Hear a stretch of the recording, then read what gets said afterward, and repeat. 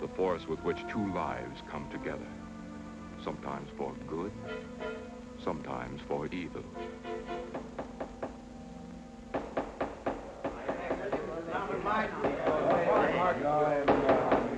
I say, Williams, you're out of line on this. I'm definitely against it. Can't forget we have our stockholders to answer to. Phone Mrs. Williams, Della. Tell her to be ready in about an hour, and I'll pick her up.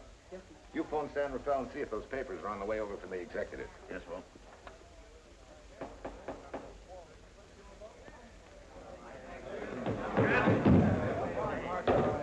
Well, Mr. Darcy, what's the score? 9-0? I'm afraid it is, Walt. If you think you can persuade them to change their minds, go right ahead.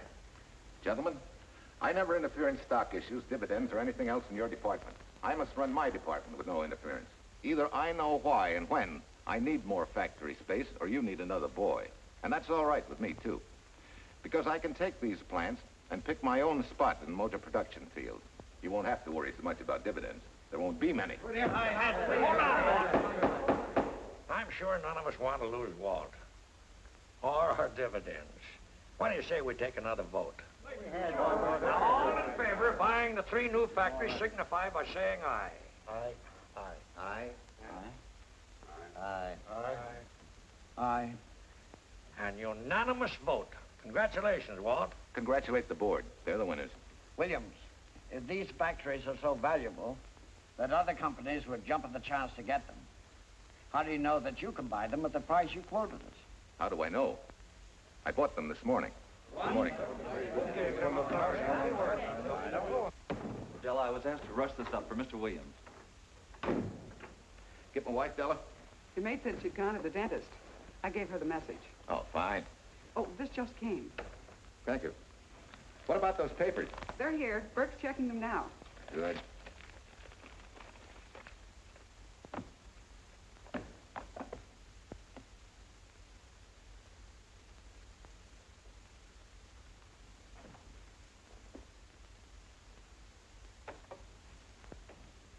Congratulations, Walt. Take a look at Clause 4. Those provisions haven't been clarified yet. Oh, no? I wanted to leave for Tahoe right away. Get Judge Deering on the phone, will you? Never mind. I can get faster action if I run out to San Rafael myself and stick with them till they're right. Yeah? Mrs. Williams on 3. Oh, put the blueprints of that new diesel in, will you? I want Jackson to see him. Hi, Duchess. I'm afraid now we won't be able to leave till about 5 o'clock. What? You're not going with me, but I counted on it. But I thought as soon as Dr. Harris took care of whatever it was, I'd feel better. I don't. Stupid thing still aches, and I certainly wouldn't be a very desirable driving companion. No, seriously, darling, you run along and buy your little factories and hurry home. I'll send you back to the office. And cheat me out of my goodbye kiss? Not a chance. I've got to drive over to San Rafael. I'll stop on the way. Love me? Bye, dear.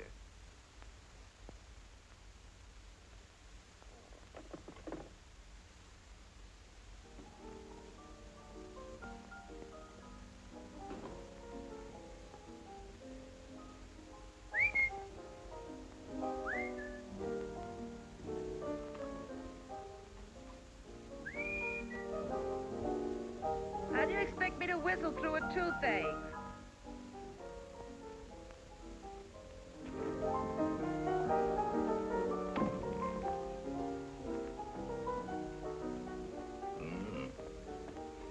Nothing in the whole world smells as sweet as you do, Duchess. Certainly don't feel sweet. I was grouchy as an old bear. Well, old Doc Williams can give you something to fix that. Close your eyes. Relax a minute. Take a look at that, see if you don't feel better. Oh, Walt. Oh, darling, it's beautiful.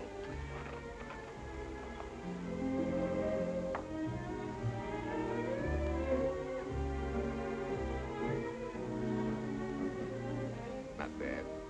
Not bad at all. You know, to quote my wife, I like monograms on things. It shows they belong to me, unquote.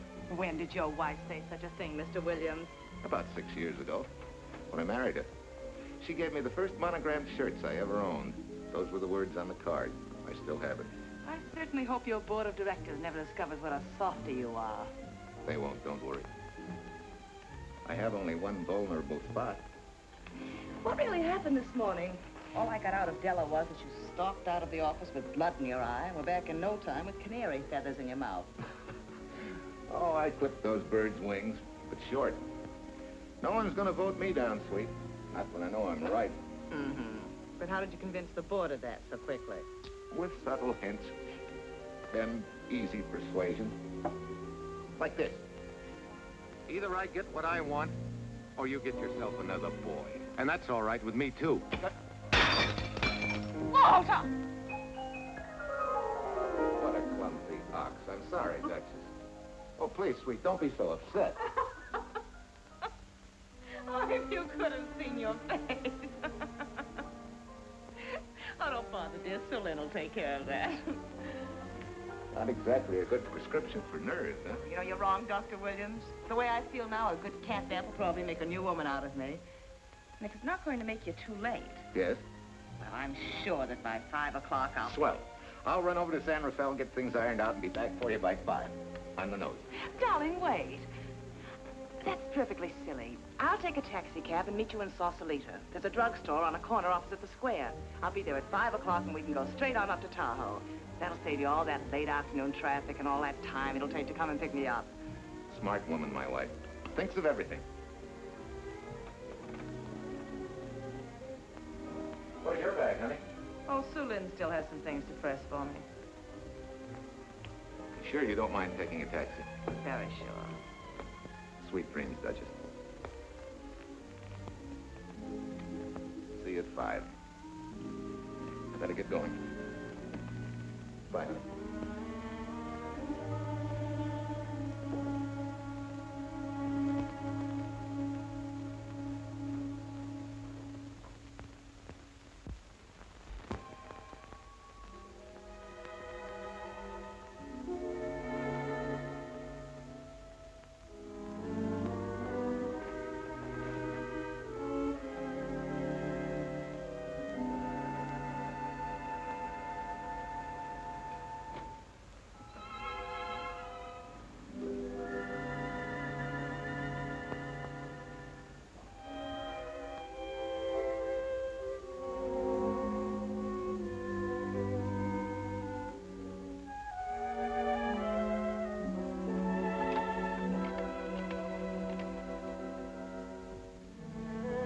Long distance? I want Berkeley 79721. Hello. Ah. Hiya, beautiful. Yeah.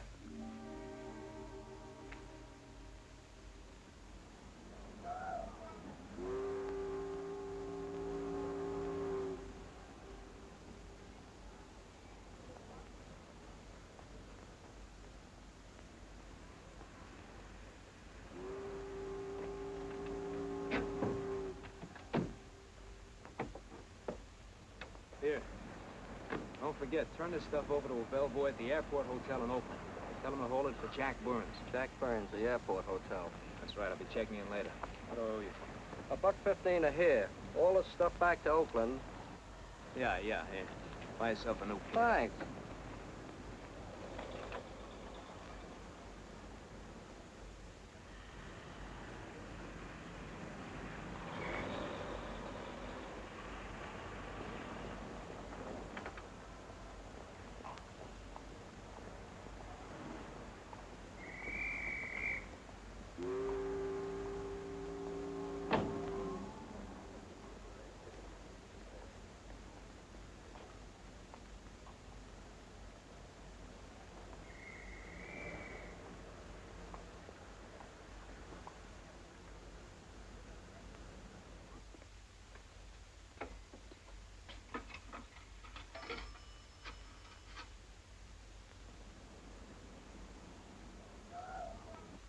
Hey, where's that new woman who was going to meet me? It's after 5 o'clock.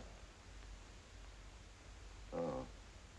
Gee, I'm so sure you're going to be okay. Maybe you better get yourself another dentist, huh? Of course, I understand.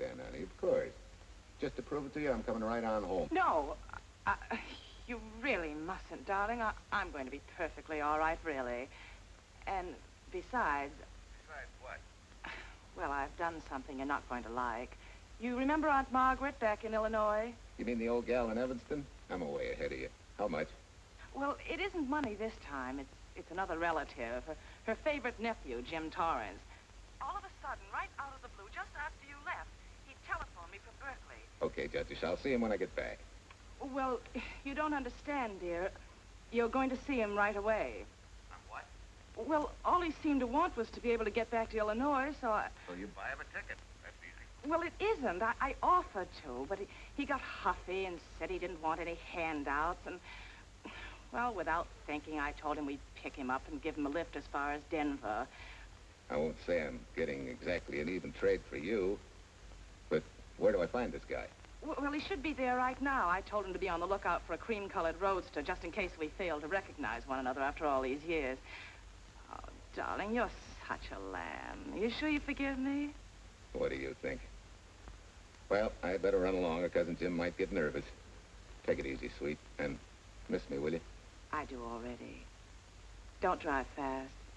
And please take care of yourself. Softy. Goodbye.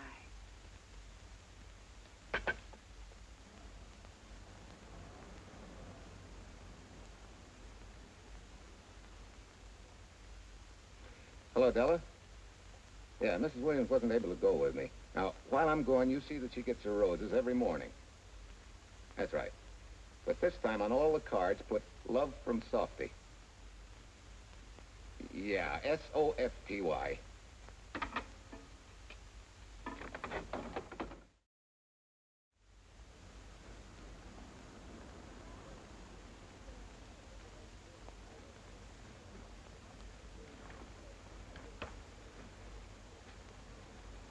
Hello. You must be Jim Torrance. Yeah, that's me. I'm Walt Williams. Hiya, Jim. Hi. Where's Irene? Oh, she's a little under the weather at the last minute.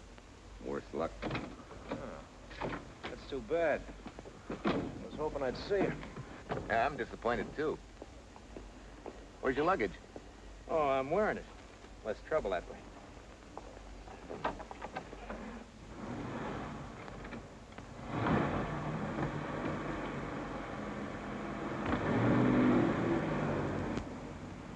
Irene tells me you're heading for Illinois. Yeah. Going been a little rough, huh? Haven't exactly been worried about my income tax. What's your line, Jim? Oh, guess I'm a better salesman than anything else. You know, I can give you a couple letters when you get back to Chicago. It might help you. It's fine. Little in with a top brass never hurts. What outfit were you with? Patton's Third Army. How was it? Rough. Except for the time in Italy. I kind of liked it there. Patton's outfit never got to Italy. Of course. But most civilians never know or care, and I figured you didn't either. Well, I fooled you that time.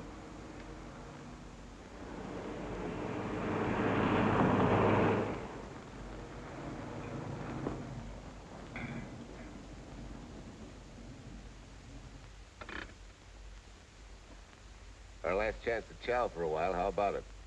No, thanks. I grabbed a hamburger while I was waiting for you. It still tastes the harness.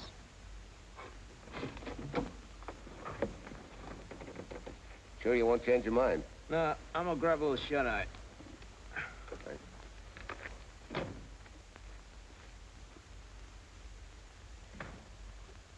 Chicken sandwich and a Coke. One chicken sandwich.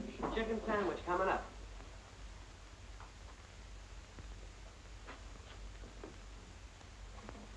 Give me change for $1, will you? Yes, sir.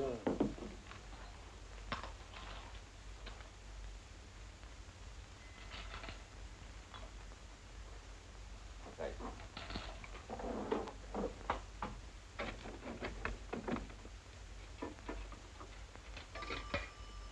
San Francisco.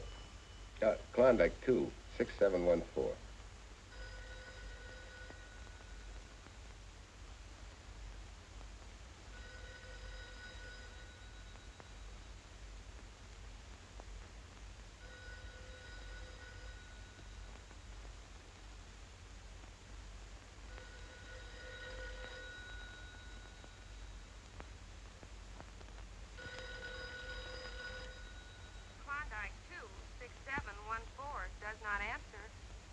Oh.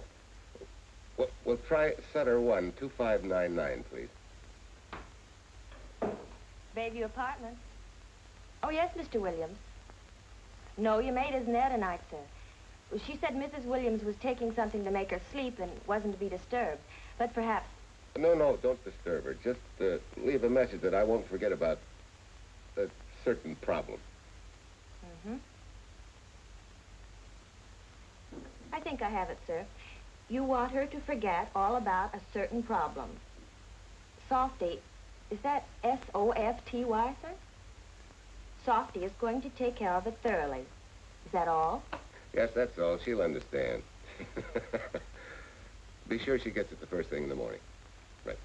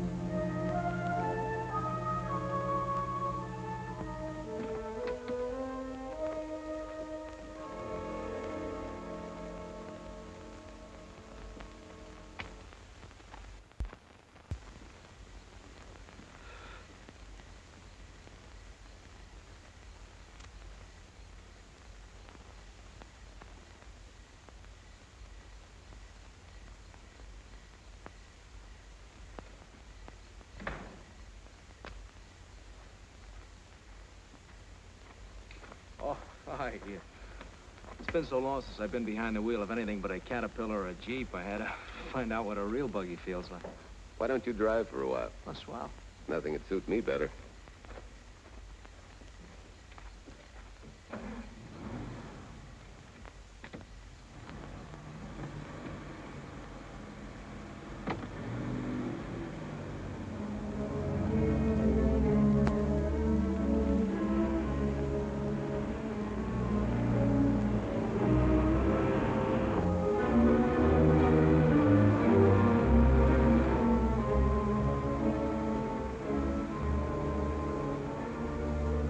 Tell me, Irene still got that little scar on her cheek?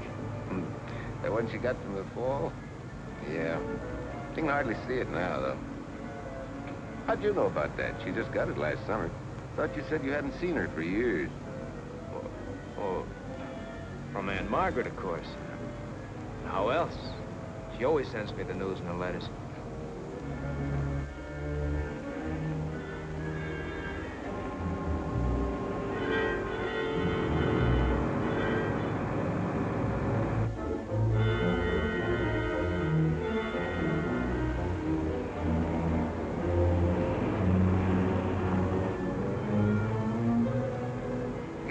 Margaret will be pretty happy to see you.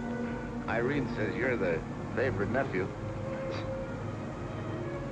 Afraid my lovely cousin was just giving me a build-up for your benefit. You don't know Irene. Maybe not.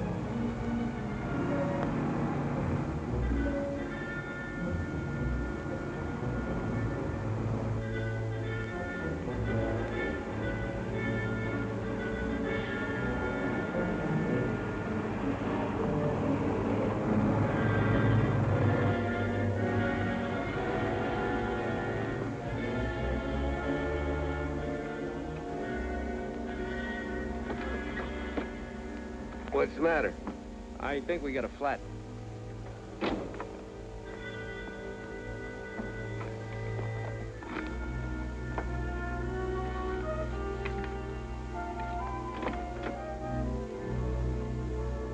Yeah, flat as a flounder.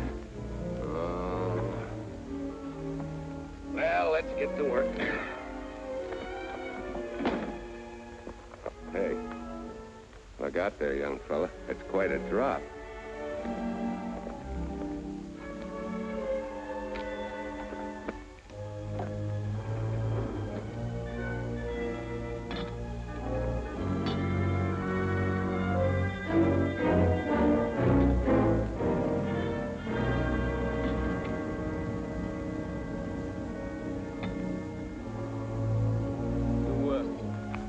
Dratler? I think I have. Get the jack. I'll take a look.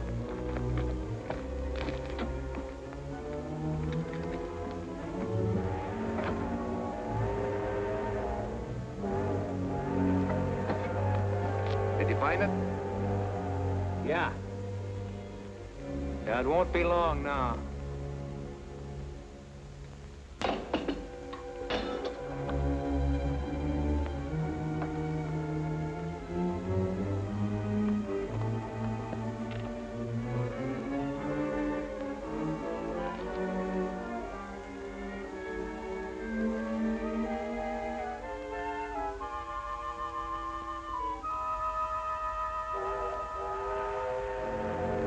Come on, let's get going.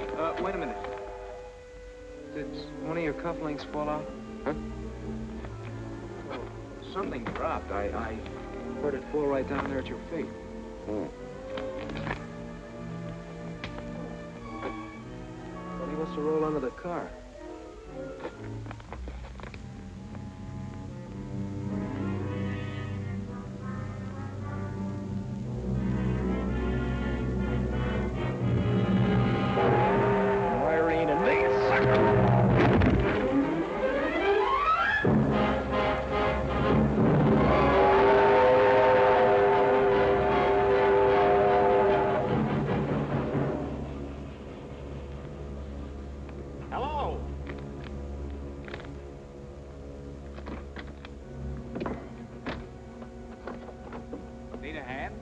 No. I'm all set now. Okay. Good night.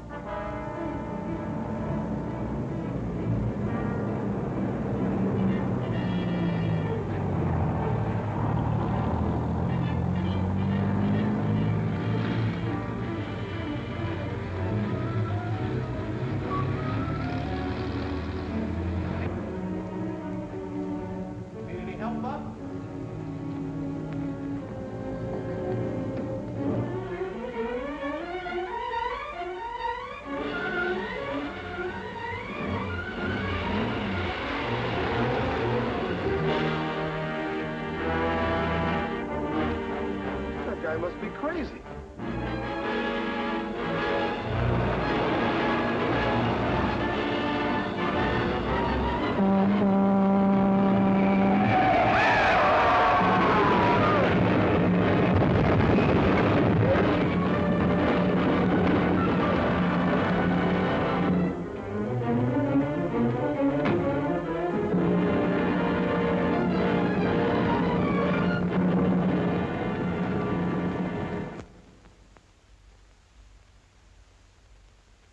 Now, in case my husband should be late and have to rush for his plane, this will be taken care of. Thank you. Tell Mrs. Burns the 302.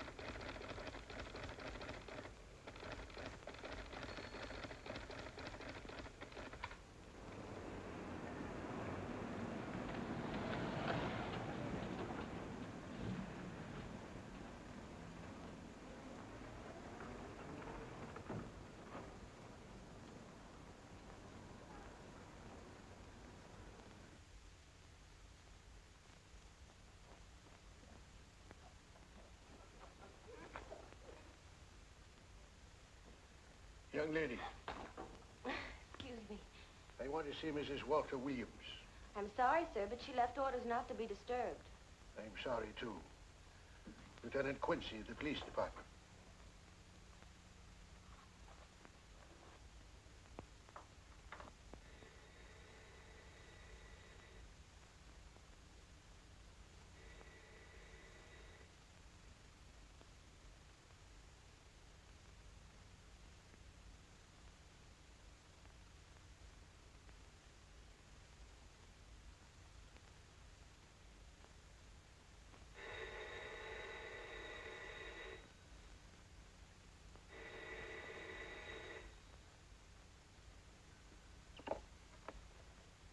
Hello?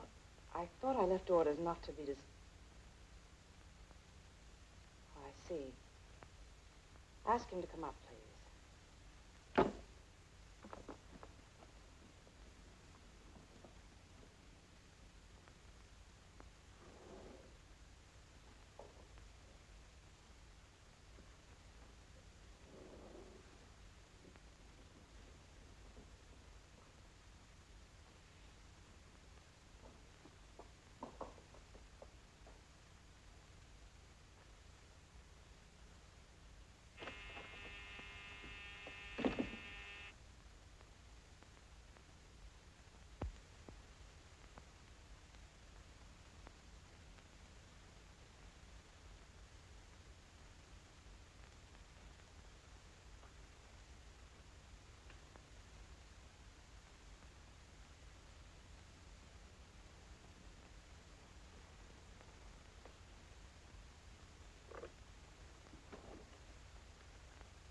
Yes? I'm Lieutenant Quincy with the police department. I'm sorry to disturb you at this hour, but... may I come in? Of course.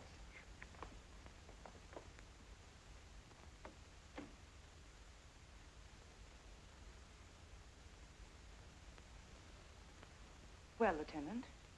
Did your husband go on a motor trip late this afternoon? Why, yes, he went to Denver on business. Why? Was he driving a packet roadster? Yes. Is anything wrong? I'm afraid there is. Won't you sit down? Has something happened to my husband? Yes, Mrs. Williams. He's dead, isn't he?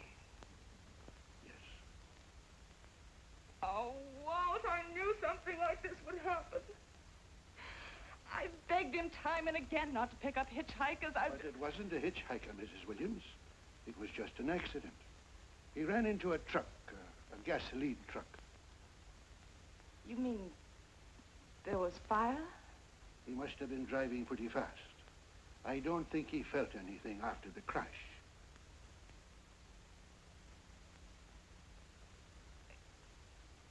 If there's nothing more you need me for, Lieutenant, I think I understand. And may I say you've taken this with a great deal of courage. Good night, Mrs. Williams.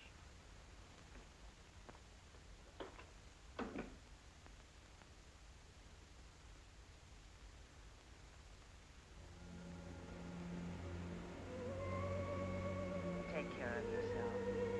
Softly. From Irene and me. Softly.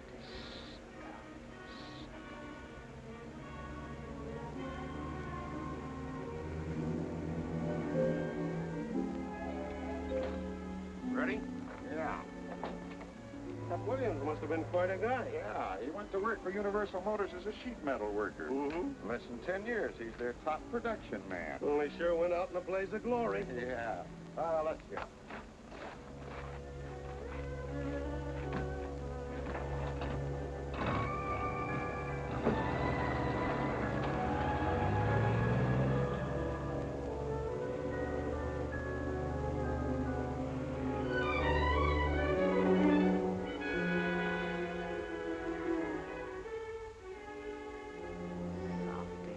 From Irene and me. Sucker. Sucker. Sucker.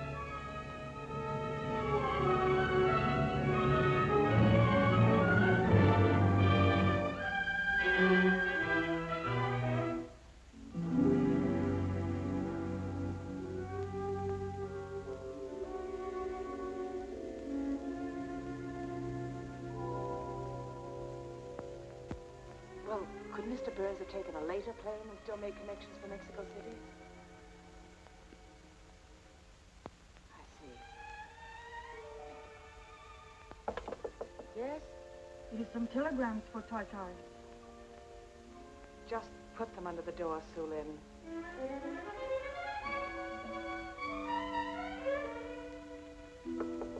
Please, Tai, a policeman Quincy most anxious to see you. Ask him to wait, Sue Lynn.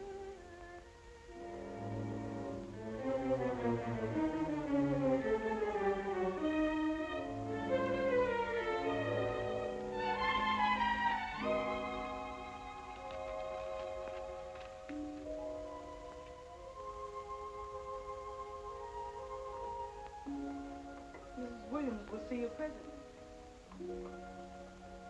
Well, wait, please.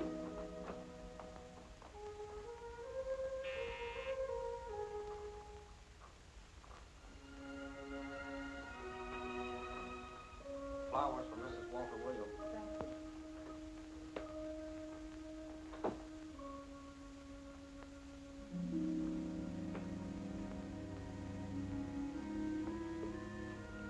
Roses like Mr. Williams always sending when he's away. You seem to have been very fond of Mr. Williams.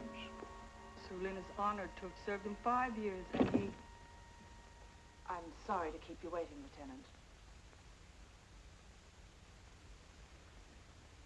I wouldn't be disturbing you again if it wasn't necessary. And I wouldn't be keeping you but a moment. You're being very considerate. Won't you sit down?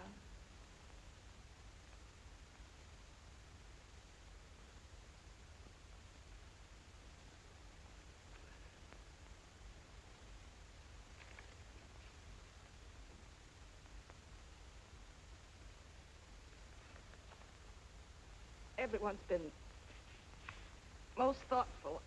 And why shouldn't they be? Forgive me. I'm all right now. What was it, Lieutenant?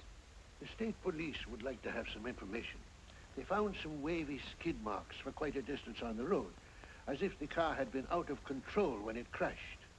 Tell me, was Mr. Williams a reckless driver? Why, no. He was a fast driver, but certainly not reckless. Well, was he a heavy drinker? Quite the contrary. But what about his health?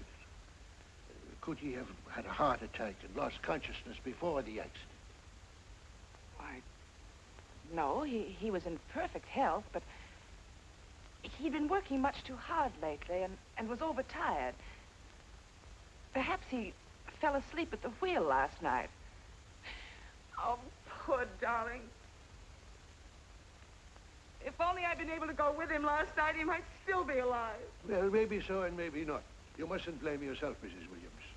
Fate plays an important part in these matters. Your handkerchief.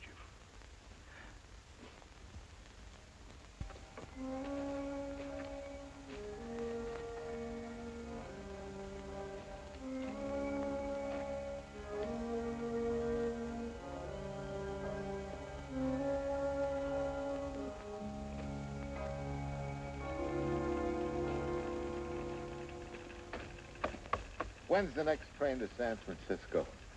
10 a.m. tomorrow. You sure there isn't one sooner? No, I'm sorry.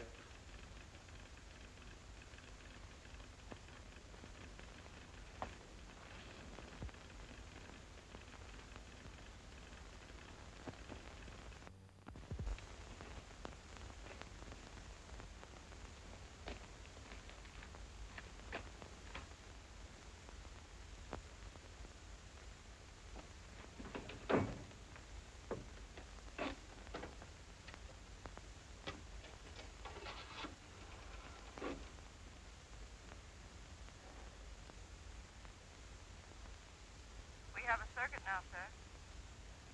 Evanston. Calling Mrs. Margaret Hubbard's residence in Evanston. One moment, please.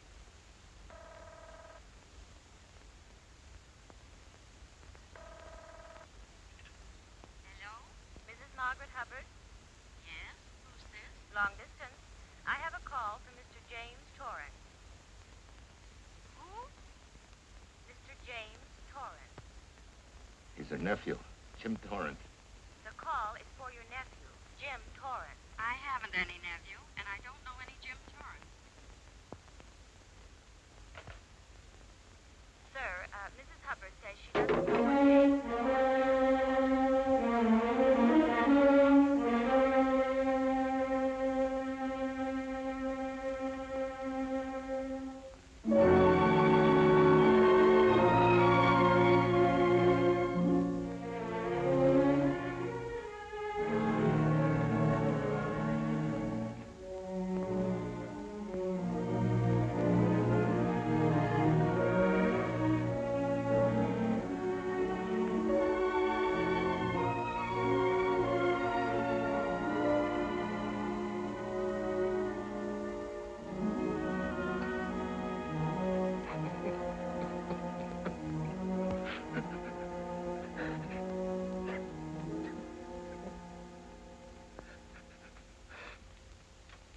What's the matter, son? Looks like you need a doctor. Doctor? I can't leave the station, but old Doc Bender's just across the road there. Yeah. Doctor? Think you can make it? Yeah. I'll make it.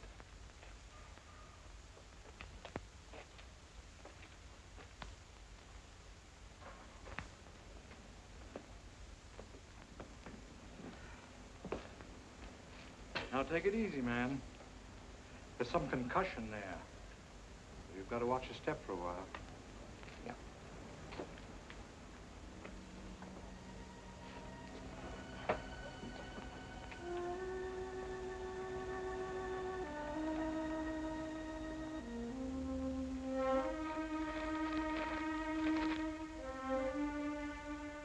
Walter Williams' beautiful widow, who by her own request sat alone in the family alcove during the service.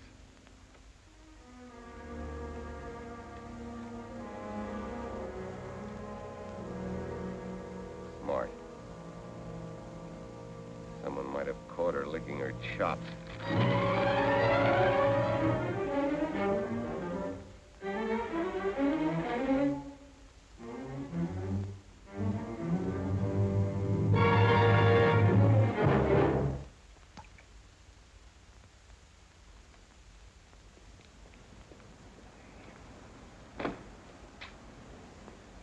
Hey, what's that? Walter Williams. Hey, ain't that the guy that...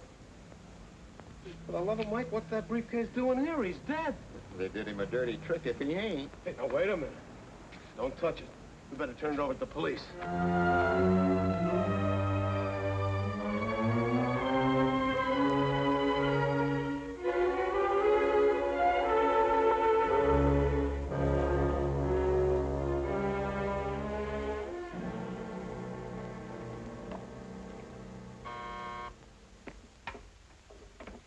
Homicide, Captain Callahan. Oh, yes, Chief. The Duke just came in from Washington. The fingerprints are those of a James Torrance. Yeah, I'm putting Quincy on it. Right. This sort of opens up a new can of peas on the Williams accident. There's the FBI reporting the guy. Playing with the lady's affection seems to come natural with him. All you got to do, Quincy, is find him. Yes, that's all I got to do. Last known whereabouts of Jim Torrance was in a moving van somewhere between Sacramento and Points East. Hey, wait a minute. Last known address, care of his sister, Mrs. Joseph Rossetti. Irving Apartments, Berkeley. Well, what are you waiting for, Quincy? Let's go. Did Torrance leave any forwarding address? No, he said he was going to send it to me. Sorry to trouble you. Oh, Lieutenant, if you should happen to hear from him, will you let me know? There's an unpaid telephone bill and a bundle of laundry. Laundry. Let's have a look.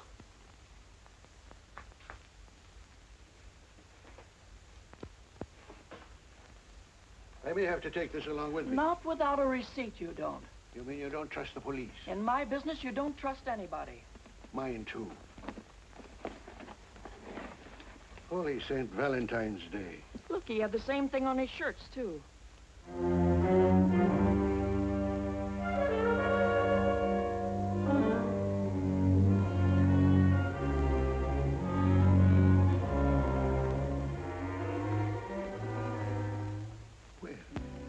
romance in your late tenant's life. Did you ever see the lady? You know, I never did. But I always knew when she'd been here, the wonderful perfume. I'll lay you 10 to 1 she's a rich widow. Could be. Wait, I'll get you his telephone bill. Pretty fancy stuff for a hitchhiker. Yeah, but he's a pretty fancy hitchhiker. According to the shirt maker, a certain lady in the town had these made special. And they're just like her husband's, only his initials were WW. Sort of smells, don't it, Cal? Now take a look at this little item. It was also found in the laundry. I for Irene and W for... Well, it could be for Williams, too, couldn't it? Yeah. Homicide, Callahan speaking. Hello? Oh, hello, Fitz. Hello. What news? Oh? Any luck? Both days, huh? Swell. Have it typed up and sign it. This report of Fritz will be a nice little topper for this pile. His checkup shows calls from Torrance's phone to Williams's private number, and a flock of them going the other way, including one on the 7th and several on the 8th. The 8th, in case you've forgotten, is the date of Walt Williams' accidental death. Well, that ought to be enough to get an indictment out of the grand jury. Go pick her up. I'd like to play a long shot first. It might give us 2 for 1. Well, take 'em one at a time. A bird in the hand is not going to lead us to its mate. I'd like to give the lady a little more rope. Well, Thanks. I thought you'd agree.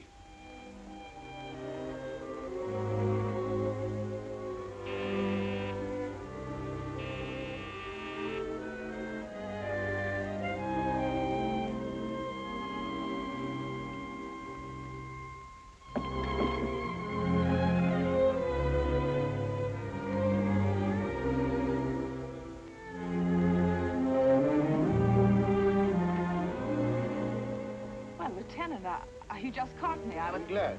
I have some rather startling news I thought you should know before it hits the headlines. Come in.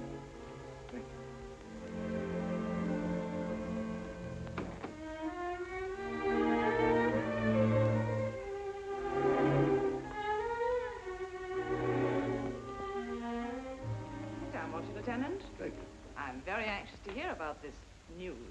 It seems that your first hunch, remember, that a hitchhiker was responsible for your husband's death? Well, Mrs. Williams, you may have been right. Why, I don't understand.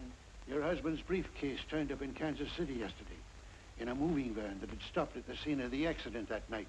Apparently, the murderer made his getaway in it. That explains the wavy skid marks that made us suspect your husband was ill or unconscious at the time of the crash. Yes, I suppose it does. And by now, the man is probably out of the country and never will be found. Don't you worry, Mrs. Williams. There were fingerprints on that briefcase. And as soon as we get the FBI report from Washington, his identity will be known and his description sent out on police broadcast. Oh, we'll find him all right. But just now we are keeping things quiet so the murderer will feel safe until we are ready to close in on him. Yes, I can see the wisdom of that. Yes, I thought you would understand and cooperate. As soon as we know his name, it is possible that you might recognize it as someone with a motive. There's that possibility. You know I'll do everything I can to help. I'm sure of it. Now I'll run along. You'll hear from me. I'll let myself out. Don't bother. And don't worry. Good day.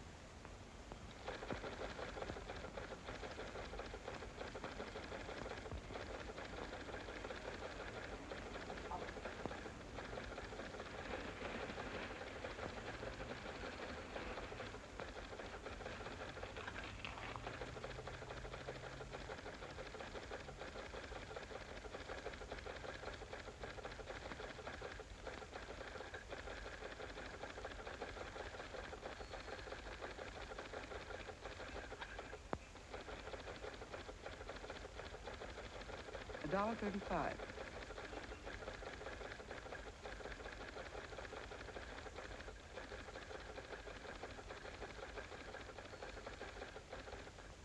See, everything after the letter J in the first name has been obliterated by heavy writing over it. The only impress letters legible are those between words or before them, like RNS at the end of this name here, and the Hotel Santa here before the word Evanston. Well, Tom, don't you think it's about time you retired? Why, there isn't even evidence there of Mrs. Williams' intent to communicate with Torrance. And who do you think she beat apart to the telegraph office to wire to? The League of Decency? I'll tell you what I think, that you should have brought her in when I first told you to. By the time you get her now, she'll have figured out a way to tip Torrance off. He'd be that much tougher to find. Not unless she's tipped him off from your office. Ernie's got her on ice waiting for you.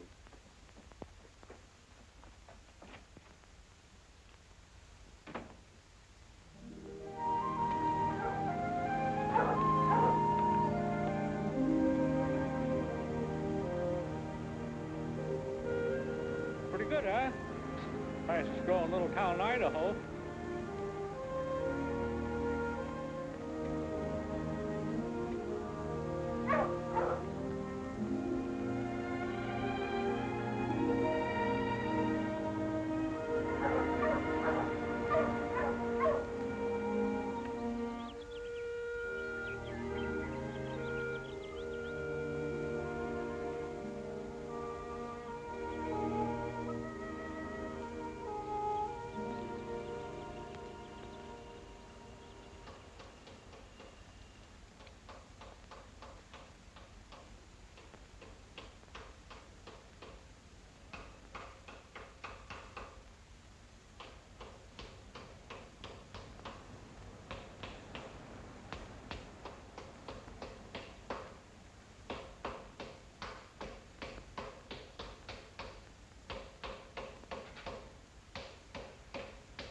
Have a heart, son. You trying to wreck that engine? Oh. Sure. It's a hobby of mine. The way you're going at it, you can't miss.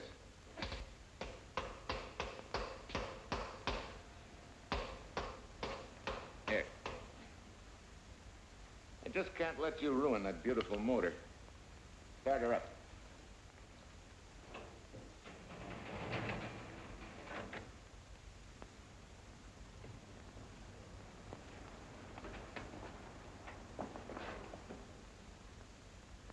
Okay, start her up.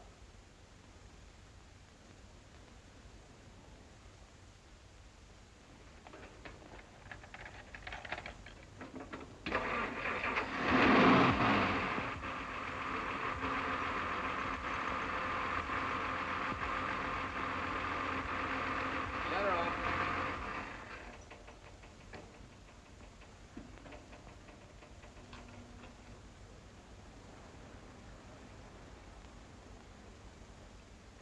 You're certainly not a mechanic by trade.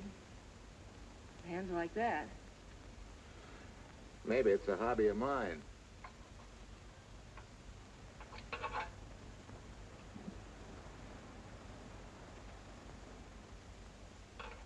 Gee, what happened to your head? Perhaps I was talking when I should have been listening. Okay? Okay by me. Thanks a lot, Hill. So long, Marcia. Bye. He's all right now. You better lay off till the boss gets back. I'm the boss. I guess the new cars are a little bit over my head. Now, with a jalopy, it's different. Aren't there any mechanics around here you can hire? No, they all went over to the new factory in Mansville. I guess they got better wages. Tough break. Yeah. How much do I owe you? Oh, forget it. Well, I'll be shoving along. Well, at least have a cook in the house. You might as well.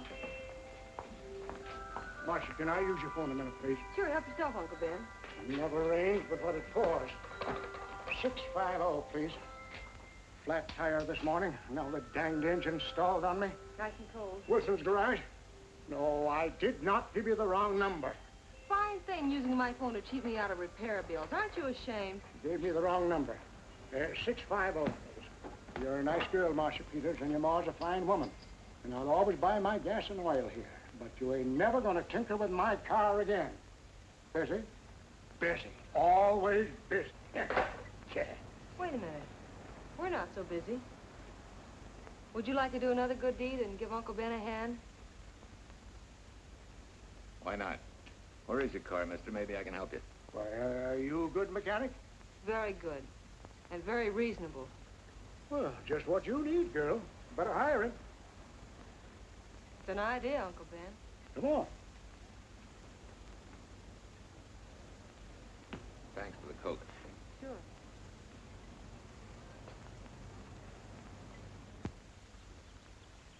Well, I got Uncle Ben fixed up all right. Nothing but a sticky carburetor valve. Bye. I hope he paid you. What for? It only took a minute. You're certainly not money-conscious, stranger. There. This is no kind of work for a girl. But somebody has to do it if I want to stay in business. And I want to.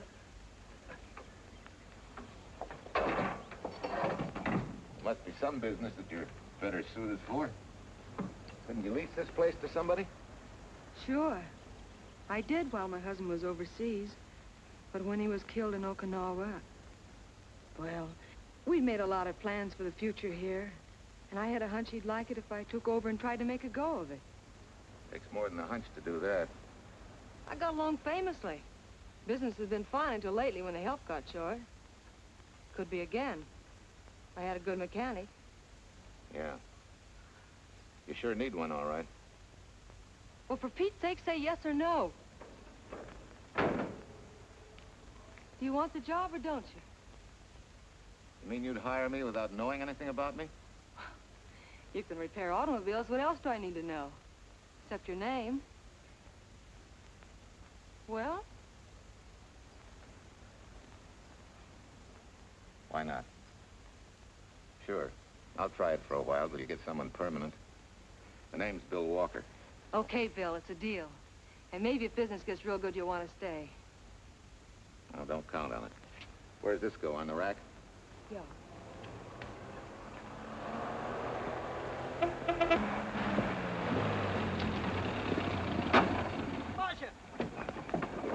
Marcia! It happened! It's a boy, 8.5 pounds. Pair of shoulders like a prize fighter. Well, congratulations, Papa. How's Jane? Ah, perfect. Everything perfect. Gotta get down to the store and tell the gang. Almost forgot. Oh, gee, thanks, Ed. I'm sorry, I won't have enough for the gang. Yippee!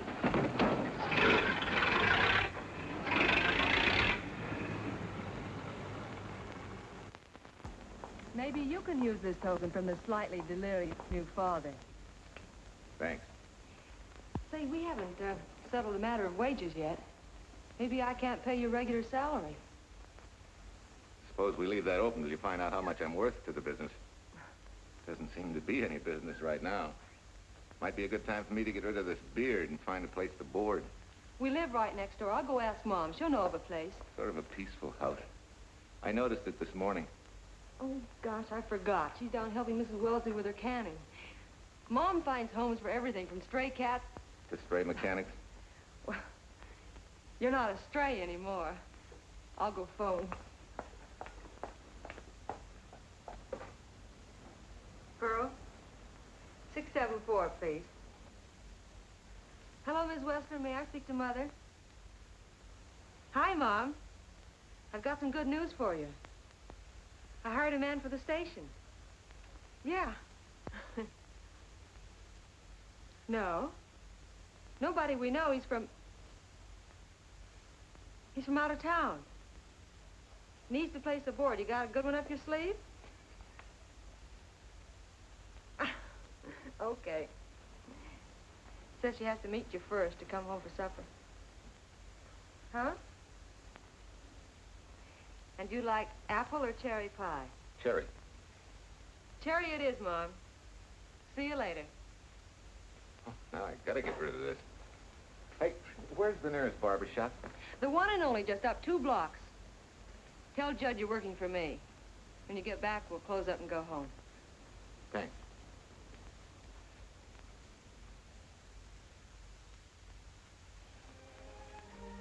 Well, that's real nice. You must have had a good bringing up, young man. Thank you for the young man. We thank thee, O Lord, for thy bounty, and ask thy blessing on this food, and on the new friend who shares it with us. I hope you're good and hungry, Mr. Walker. Who wouldn't be? Marcia, she eats like a sparrow, with all the hard work she does. May I have your plate, please? Well, she can start taking it easy now. Boss, the help. Thank you. She never takes anything easy. Has to put her whole heart and soul into everything she does. Well, now that you're through with me, Mom, how about Bill? Have you thought of a place for him to stay? Well, why can't he stay right here? We have a spare bedroom going to waste. And I think you like my cooking. Like it? That's very kind of you, Mrs. King, but it seems an imposition. Imposition, nothing. That's good business. I can get back what I pay you in board and room. Well, Marcia, what a thing to say. If you'd like to stay, we'd like to have you. We have some more vegetables. Mrs. King, you have a boarder. May I have a biscuit, please? Oh, excuse me.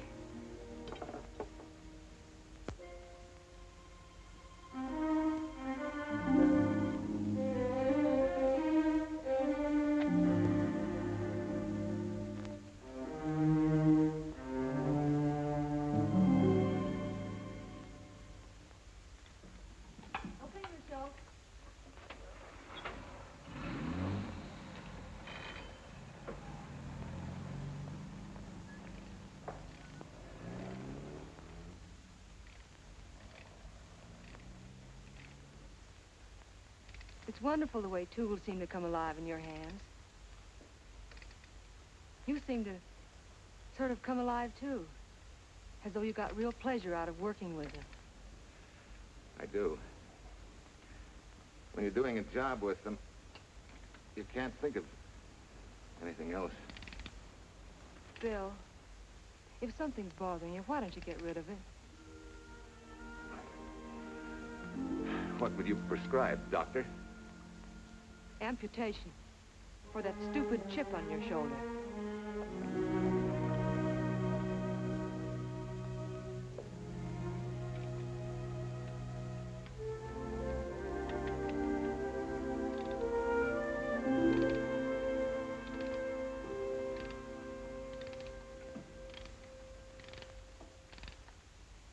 What you need is a ring job. Save yourself some money. Gee, Bill, with the baby and everything, I just can't afford it now. Oh, we'll take care of that. Hey, boss. How's Ed's credit? Good enough for a ring job? Well, sure, if I can hold Junior as collateral. Oh, not a chance, fella. Never mind her. I'll do it on my own time. Oh, thanks, Bill. Maybe we'll see you tonight, huh?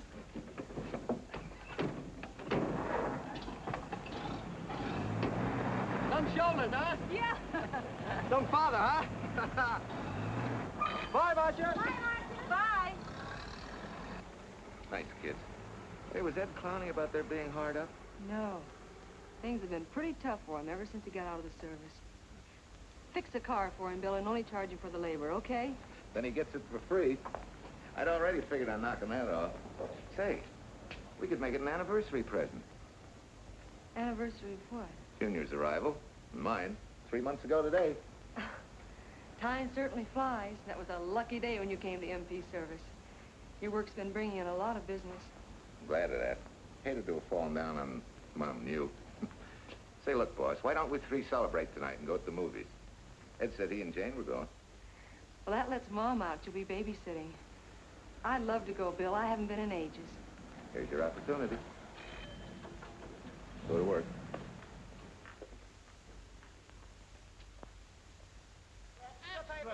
Irene Williams, held for murder. Read all Extra, extra. This is Sheila Graham with the latest news of the shocking Williams murder case.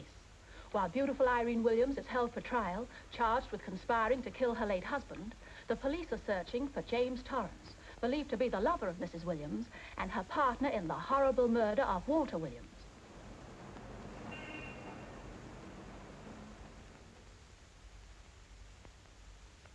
If I'm handling your case, my dear Mrs. Williams, I want 1/3 of everything you get. You're out of your mind. You don't realize what I'll get as Walt's widow. Perhaps you don't realize the spot you're in. Torrance's fingerprints were found not only on your husband's briefcase, but, in a manner of speaking, on your reputation as well. There's a detective named Quincy, a very smart cookie. He isn't exactly for you. Frankly, Mr. Warner, I'm beginning to wonder if my attorney is for me. Underestimating the enemy's ammunition would scarcely be wise. Now, if we can get to trial before Torrance is found, they'll never get a conviction. But... But what? if he shows up, we may have to fry him. Oh, no. Let's not cross that bridge until we have to. But if it comes to a choice, we're not going to burn, are we?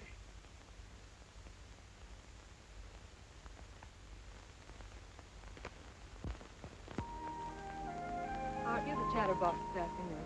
What about this afternoon? Oh, I'm sorry, boss. I guess it was wool gathering. You're only supposed to do that in the spring. Is there anything you don't know? Yes. What's San Francisco got that we haven't? Better newspapers, for one thing. Anyway, California's supposed to be the land of opportunity. I thought that by now you liked it here. I do. Very much. It's a good town. Nice people. Swell boss. Thanks. We like you, too. No fooling, Bill. You'd be surprised how many people ask questions about you. What kind of questions? Oh, where you came from, do you have any family, and do you like it here, and are you going to stay? Al Knox asked me at the movie last night if you wanted to join the volunteer fire department. Just interested, friendly things.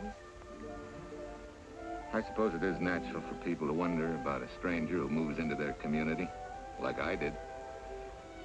You know, I've been thinking, maybe it wasn't such a good idea, you and I going to the movies last night. It's all right being seen in the station and here with Mom, but... You get used to that in a town this size. They're always trying to marry people off. You just ignore it, and after a while they forget about it. I'll go get cleaned up for supper.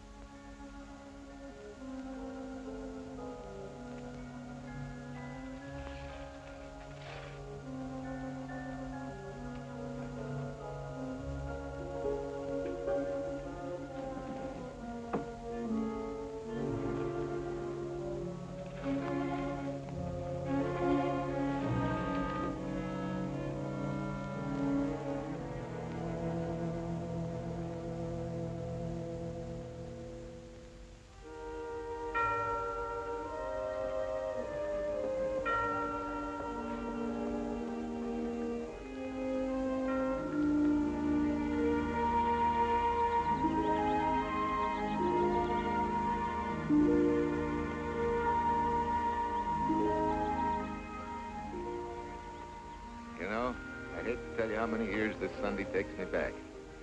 Did you always fall asleep during the sermon? I wasn't asleep, Mrs. Peters. I merely closed my eyes to concentrate. Oh, so that's what you call it. I had to nudge you to stop you from nodding. Quiet. You're disturbing my reminiscent mood. Even smells the same. Could be the same bees buzzing in the same clover. As they say, you can take the boy out of the country, but... A rolling stone gathers no moss.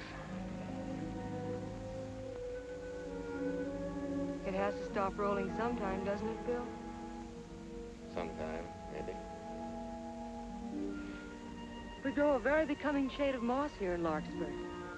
Don't you think? You grow a lot of nice things here. Anyone in particular? You'll have to skip the answer to that one. Someone tore it out of the book. You're married, aren't you, Bill? Yep. That's right. You must have loved her very much to have been hurt so deeply. To be so afraid of someone, even yourself. Maybe it's better that way. Then no one gets hurt. Bitterness and hatred hurt everyone. Can't you see, Bill? They're like a wall that shuts out all the sunshine from a garden and lets everything wither. Make room in your heart for something else, can't you? I guess this is my day for sermons. Sorry. As Mom would say, you never get rich minding the other fellow's business. Hey, that's a flyer. I'll be seeing you.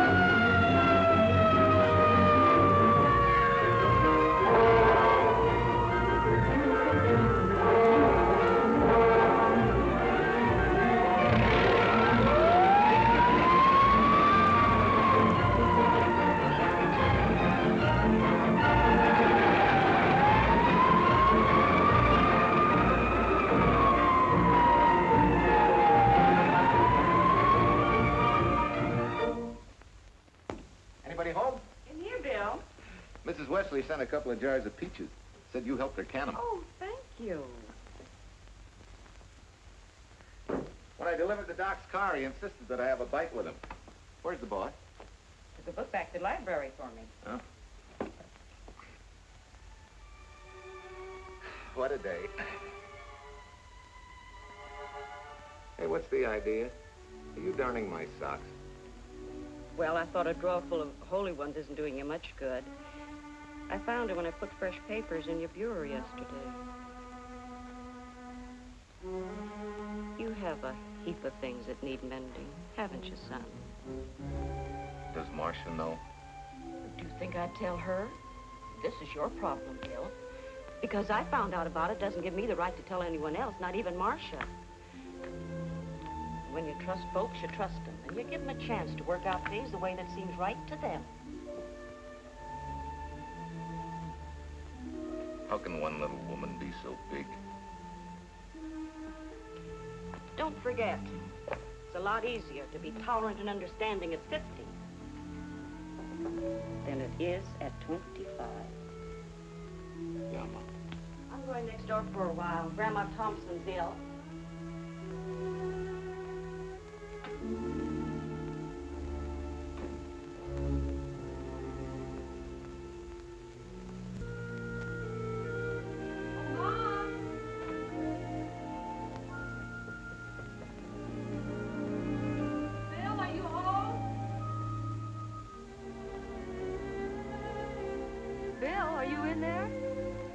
Yeah. Mom went next door, Marcia. Hi. You work awfully late? Oh, about 6. Anything wrong? Come in. I want to tell you something. I'm checking out. Has something happened? No, just... I'm doing what I should have done a long time ago. Moving along. But why, Bill? My name isn't even Bill. There isn't any Bill Walker. I'm Walter Williams. The late Walter Williams. Walter Williams? I don't understand. You may not even after I've told you, but at least you'll know the whole story.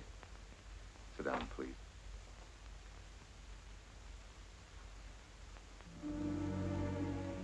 Finally, Larkspur. And you. From there on, you know. I'm glad you're going back to make things right. Going back? Wild horses couldn't drag me back. What are you going to do about your wife? Nothing. You're going to let her go to trial for murder? Oh, no, Bill. Why not? She tried to kill me, she and her cousin. But they didn't. Who says they didn't? Let them try and prove it. No matter what your wife did, she can't be tried for something that didn't happen. Oh, Bill, can't you see? You bet I can see. She deserves everything she's getting. Sorry part of it is they'll never convict her. No, Bill. The sorry part is you're not big enough to take a hard jolt to your pride and to your ego. Sure. It hurts to be tricked and cheated by someone you loved and believed in. But that doesn't give you the right to take justice into your own hands, to trample on the hearts of others and walk out on life. A barren, frustrated boyhood. A marriage to a woman who accepted my love, yet despised me so thoroughly she resorted to murder. I'll never think of our moments together without nausea. I feel stripped bare, degraded. Because you've closed your mind and heart to everything else. Even me.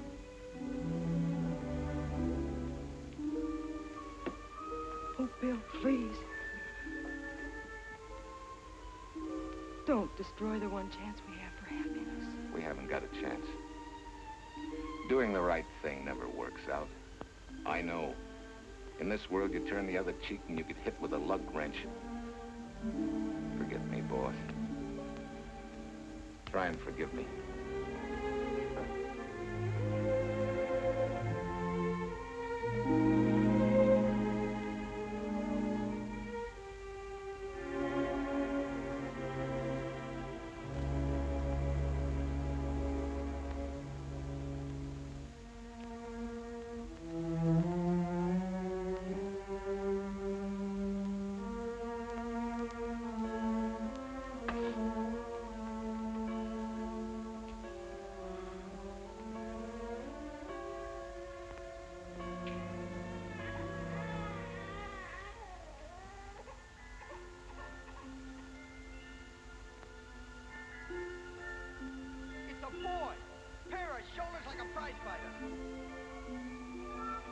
You know, I hate to tell you how many years this Sunday takes me back. You have a heap of things that need mending, haven't you, son?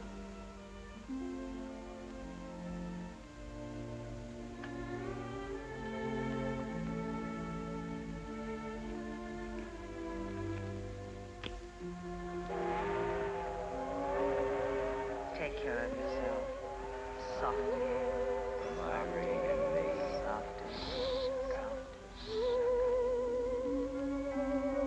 You're not big enough to take a hard jolt to your pride and to your ego. Sure. It hurts to be tricked and cheated by someone you loved and believed in.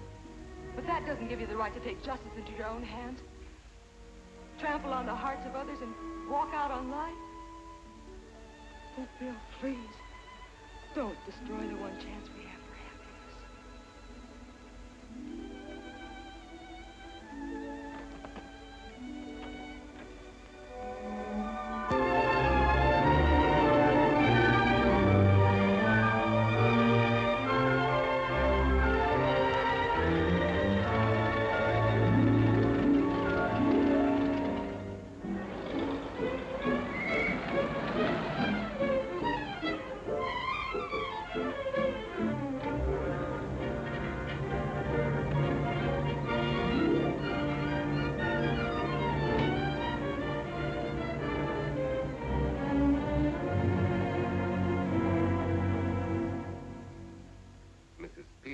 Enough to come along to substantiate at least the Larkspur portion of what I've told you.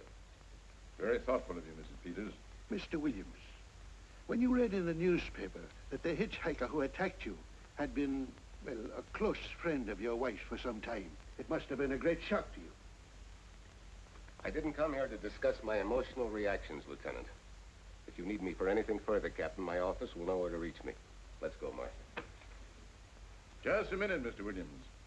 We'll need your signed statement for the grand jury when we ask for your wife's release. It won't take long to be typed. Yeah? All right.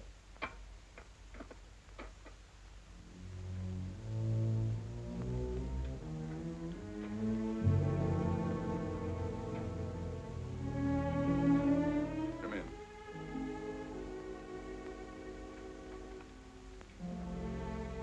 Sit down. Mrs. Williams, we have news for you. Really? I can scarcely wait.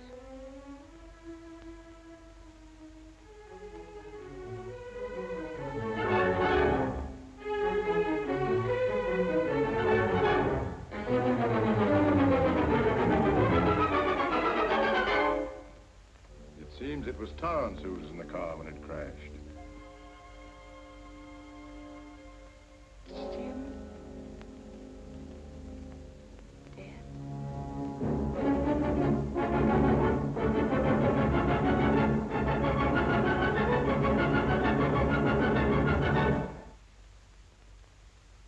You did it. You killed him. No. He tried to kill me. Thought he had. And he ran into the truck. It was an accident. An accident? You wait all these months to tell this story. You let me rot in this filthy jail. Wait a minute. You let everybody believe you're dead. Pretty convenient, wasn't it? A dead man can't be tried for murder. Mr. Williams, perhaps your wife would understand better if you would explain to her about the amnesia. Amnesia? Oh, don't tell me you believe he had amnesia. Where's he been all this time, just wandering around in a daze? Tells us he's been in Larkspur, a little town in Idaho, working as a mechanic in a service station. Run by Mrs. Peters here.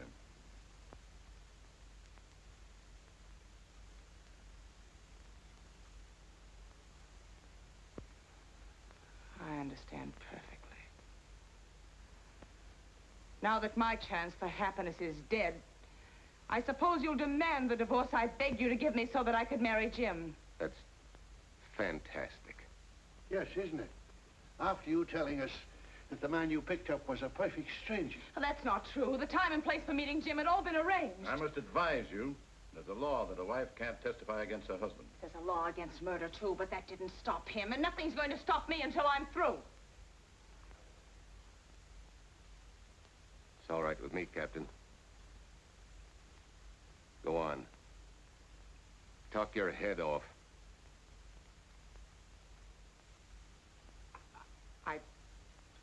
I was to have gone with him to Denver.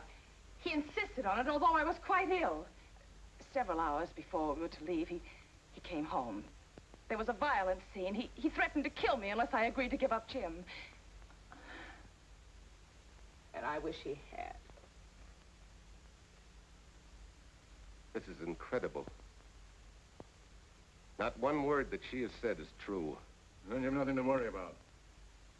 Mrs. Williams, was there a witness to the threats you mentioned? No. Unless the maid overheard. She was in the apartment. In fact, she picked up the pieces of the vase that he threw at me. Where's she now? I don't know. She left me suddenly after all this began. Please, could the questions wait? I feel rather ill. Will you have Mrs. Williams ready for the grand jury at 10 o'clock tomorrow morning? That's all.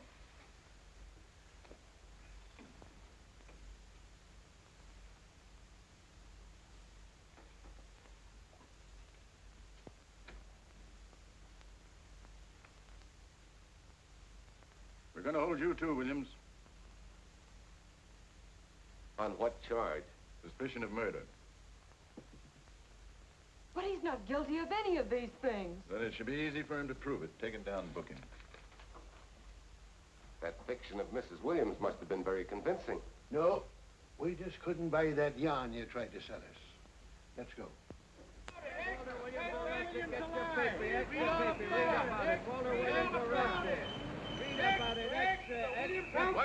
What's three? White, Freed, and murder charge. Extra, get your paper. Walter Williams charged with murdering White Bubba. Extra, get your paper. Irene Williams goes free. Husband held. Extra, get your paper. White, Freed, and murder charge.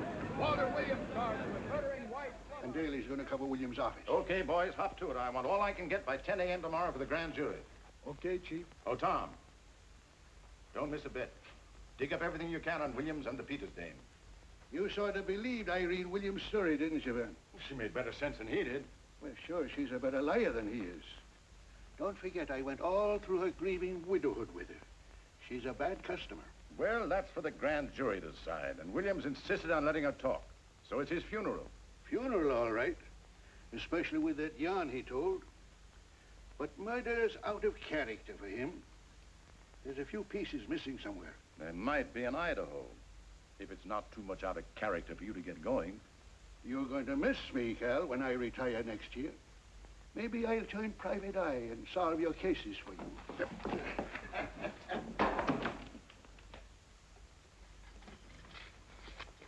Hi, Williams. Mr. Williams? Thanks. Sort of deal from the bottom here, don't you? Sorry, Williams. Okay, Williams.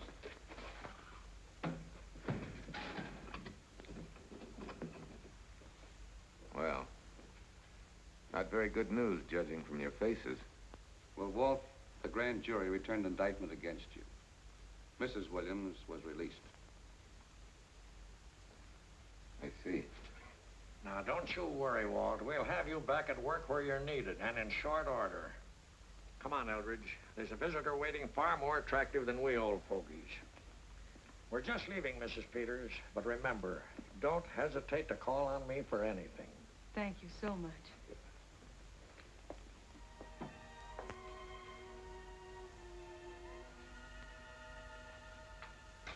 Hi, boss. Bill, what have I done to you? If it weren't for me, you wouldn't be here. If it weren't for you, I wouldn't be. I came back here because I wanted to believe in the things you do. I still do, no matter what happened. Will you do something for me? Go back home, where I know you'll be taken care of. Not a chance. You'll have to think up a better reason than that to get rid of me. I'm a big girl now. I've just been to Larkspur, Williams, where I found these newspaper clippings. Of course, some of them are 3 months old, but you seem to treasure them, so I brought them along. So? I don't think they exactly substantiate your claim of amnesia. As if you were interested in substantiating any claim of mine. Now, let's get one thing straight. Most people, when they get in a jam, think the police are only interested in the prosecution. Our job is to get the facts, the truth. And the truth never hurt anyone but the fellow that lied. Unless he was a beautiful woman. Oh, quit kidding yourself, Williams. You made the boner. I had no more to do with Torrance's death than you did. And out of the whole population of Northern California, you just happened to pick up a hitchhiker who happened to be your wife's boyfriend. Ah, have a heart, Williams. I suppose you'll tell the truth when you take the stand, but you better have some mighty conclusive proof if you expect the jury to believe it. Wait, Lieutenant. Bill, we all know you're not guilty, but we're going to need help to prove it, and need it badly. Lieutenant Quincy can't take sides, but if we're right, he has to be on ours. And I have a hunch he wants to be. Why don't you tell him the whole story? All of it, please. I'd like to, Quincy, very much. Guess I should have told the whole truth in the first place. But I wanted to clean this mess up with as little scandal as possible.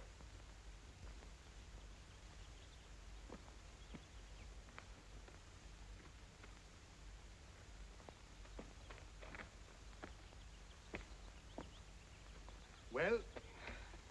No sign of the lug wrench or anything. My dear Mrs. Peters, will you please stop trying to be a detective? How many times do you think the police have combed this spot for any kind of evidence? Now, be a nice girl. Take Mr. Williams' advice. Go back to Larkspur. What time is it?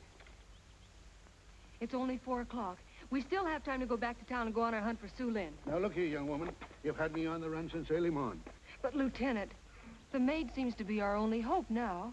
We've got to keep looking till we find her, that's all. That's all. Wait. She was naturalized, wasn't she? Suffering chopsticks. Quincy, you dumb flatfoot. This Sue, what's her name, was Chinese born. If a port of entry was San Francisco, there'd still be a file on her, photo and all. Let's go. Back to town. Immigration.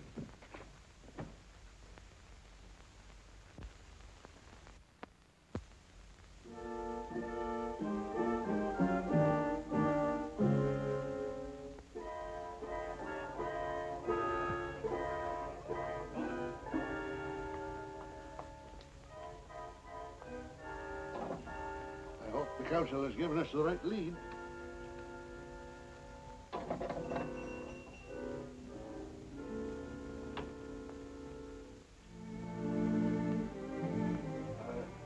You are sing? Understand? You savvy English? Also French, Italian, and Hebrew. May one ask what is desired? We're looking for Su Ling Chung. The Chinese consul said you were her uncle and might tell us what she is. This daughter of my brother, has she offended the honorable police? Oh, no. They just wanted to ask her some questions about Mr. Williams, the man she used to work for. Ah Sing's heart is heavy that he cannot lead you to her. That things that are not known cannot be told. Well, if you hear anything of her, report it to headquarters.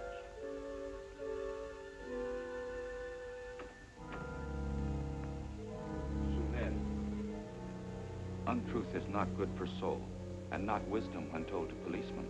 Better for the soul to be kind than to be wise. Su Ling must keep silence to help in this matter.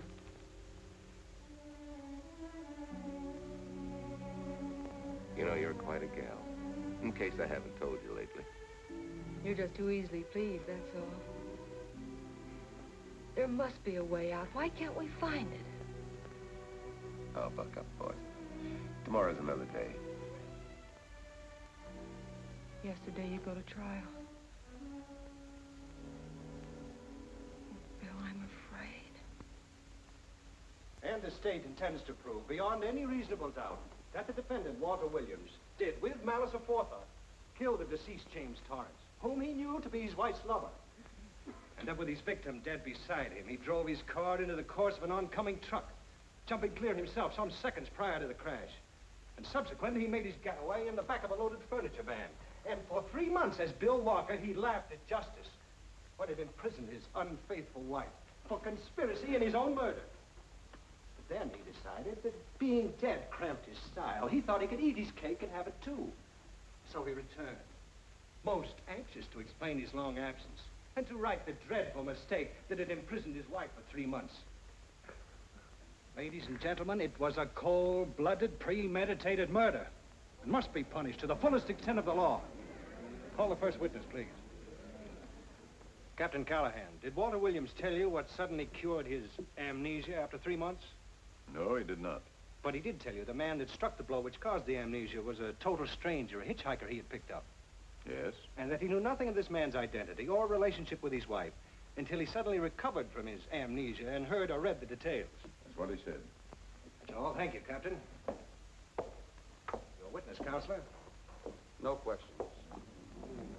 No. I saw no signs of amnesia, but definite concussion. He was a bit evasive in answering questions, but not vague or unsure. In your opinion, Doctor, could this head injury have been caused by a fall? Yes. If the head had struck on some object, such as a stone or a metal pipe. That's all. Thank you. Your witness. Dr. Bender, are you familiar with a tool known as a lug wrench for changing automobile wheels? I'm afraid I am, sir. I've had a regular epidemic of flat tires lately. Well, then, in your opinion, could this head injury which you treated have been caused by a blow from a lug wrench? Yes. It could have been caused by that, too. Thank you, Doctor. The ones with the earliest dates, you will notice, are heavily creased, as though they'd been carried in a wallet or a coat pocket. Thank you. Lieutenant Quincy, will you kindly tell the court where you found these newspaper clippings? in the bedroom occupied by Mr. Williams and Mrs. Peters' home in Larkspur, Idaho. Is this your handwriting, Miss Revere? Yes, sir. And that's the message, at least our record carbon of it. Would you read it to the court, please? June 9th, 8:32 p.m. Message from Mrs. Walter Williams, Penthouse D. Mr. Williams called, said he wants you to forget all about a certain problem, that Softy is going to take care of it thoroughly. Was there any other conversation? Well, I just asked if that was all, and he said, yes, she'll understand, and sort of laughed as if it were a joke and hung up. Some joke killing the wife's boyfriend. That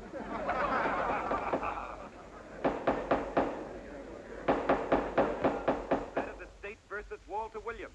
All the rounds so far have gone to the prosecution, and it was a grim-faced Williams who was returned to his cell this afternoon. What the score will be after he takes the stand is anybody's guess, but he's going to need some lucky punches to get a decision. And though Torrance struck with intent to kill, after telling you this is from Irene and me, sucker, you still telephoned Illinois to find out if there was a Cousin Jim. You are hard to convince, aren't you, Mr. Williams? Is it so incredible that a man should fight against believing such a thing about his wife? Oh, that is very touching. From a husband who planned a trip on which he intended to destroy his wife and did kill her lover. That's a lie. Your Honor, I object to the conclusions drawn by the prosecutor and move that it be stricken from the records. But, Your Honor, there is a corpus delicti, remember, who was your wife's lover. Objection sustained.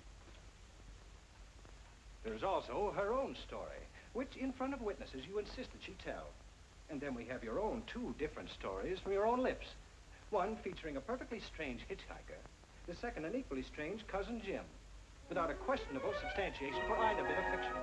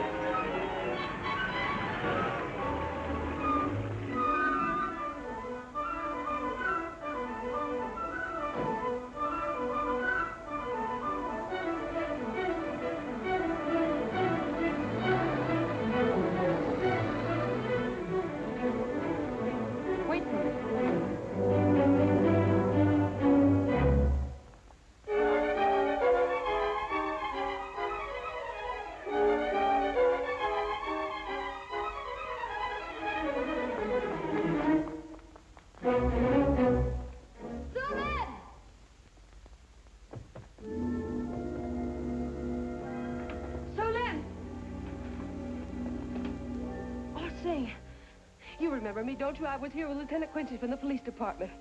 I just followed Susan up the stairs. I saw her come in here.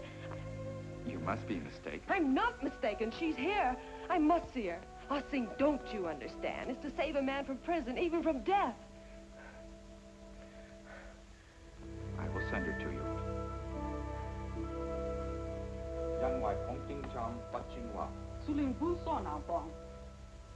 Oh, Sue Lynn, we've been looking for you all these weeks.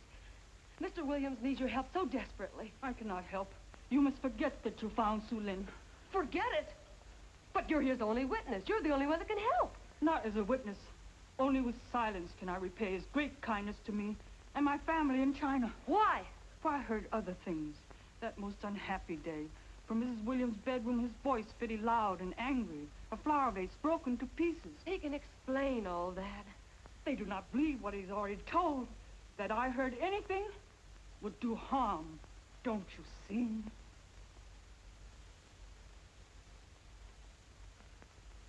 Yes. Much sorrow comes from women who know not honor and truth. And Mrs. Williams, she was not true even to that Torrance man. What makes you say that? That night when he was killed, her sickness was but wall of falsehood, behind which she could go secretly to a meeting place. You mean she went out that night?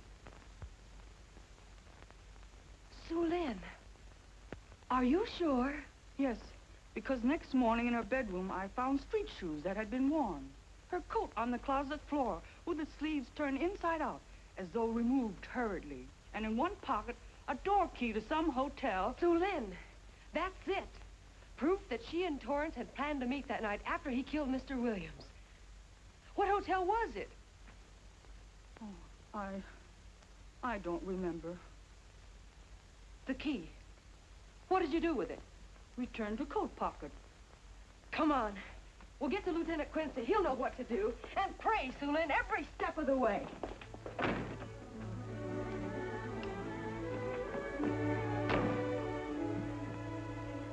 Now hold everything. Even if this long shot don't work out, we'll just keep on pitching.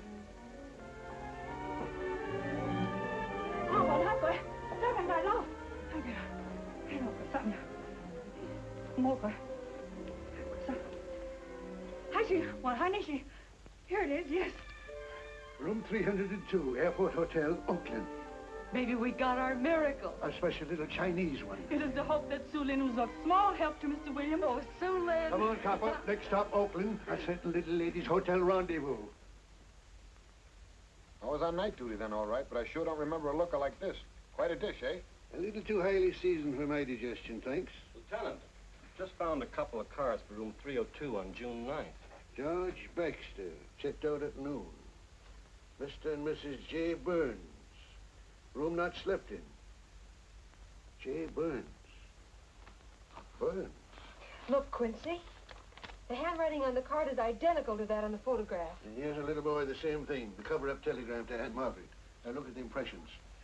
J here, and here RNS. J. Burns. That's the name she started a telegram to. Room not slept in. Say, I got that dame pegged now, Lieutenant. She said they'd be out of the room by midnight as her husband was catching a plane.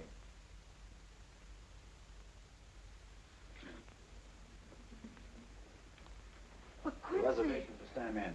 Yes, sir. This ties it all up, doesn't it? Yeah, like a greased pig. What do you mean? We've got the evidence now, the proof. Of what? Sue Lynn's theory that Irene was playing the field? This evidence only proves that she came here to keep a date with a man named Burns. We can't even prove that he didn't keep the date. But you know he didn't. There wasn't any Burns. It was only a name that she and Torrance used. Fine. If you can prove that, Williams will be free. But none of this will prove it. Sorry, Copper, but we are just up another blind alley. Willie, Yes, sir. there's a couple of sample cases from Mr. Sam Andrews. Came up from the station this morning. Take one to Parlor B right away. Sure thing, sir.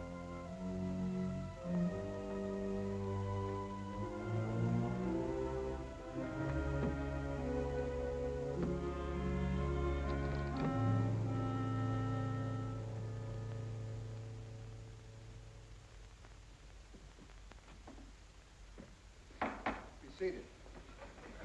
Case of the state versus Walter Williams. Proceed, Mr. Eldridge.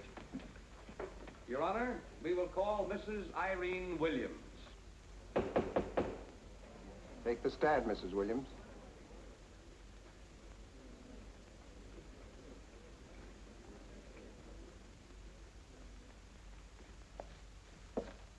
Raise your right hand. You solemnly swear the testimony you're about to give in this cause to be the truth, the whole truth, and nothing but the truth, so help you God? I do. What cooks? The defense calling her? Mr. Eldridge, what's the purpose in calling this witness? Merely for purpose of identifying handwriting. Now, Mrs. Williams, this photograph of you... Was stolen from my apartment. So, according to the inscription, to Walt, my adoring and adored husband, Irene, this belongs to Mr. Williams. This is your handwriting, isn't it? Of course. I'm touched that he should have wanted it so badly. And this telegram, addressed to Mrs. Margaret Hubbard. Is that also your handwriting? It is.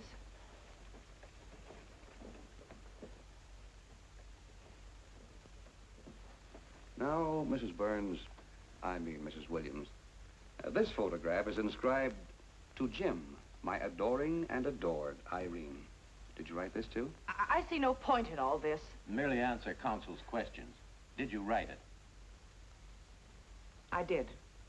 And these letters addressed to Mr. James Torrance, did you write them? Yes.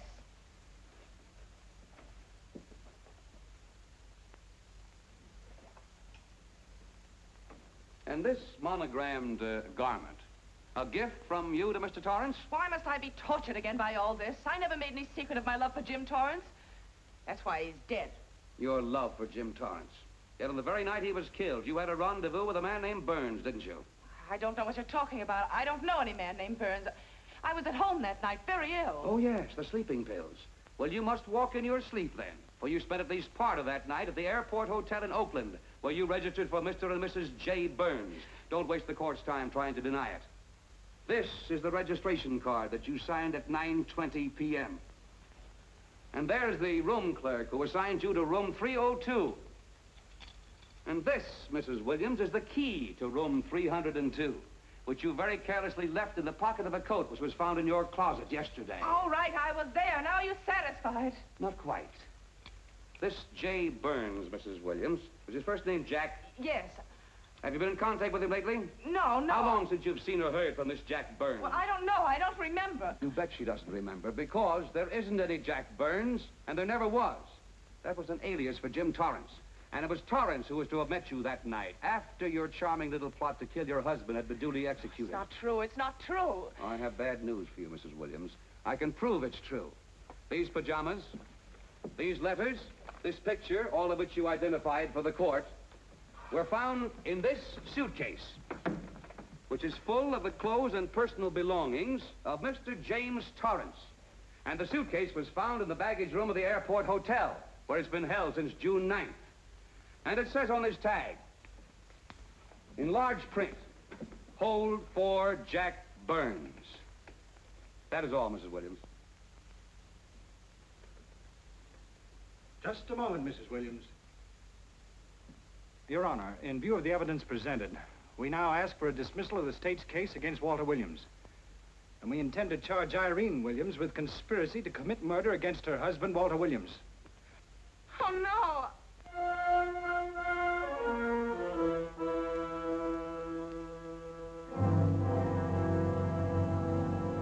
The case against Walter Williams dismissed. Court adjourned until 2 o'clock. Well, that's that, Walt. Congratulations, Mr. Williams. I haven't the words for it, Quincy, but we could never have made it without you. Ah, sure you could. You know, son, right always wins if you give it a little push, especially when you get a copper like this one to do the pushing. Well, I'll be seeing you.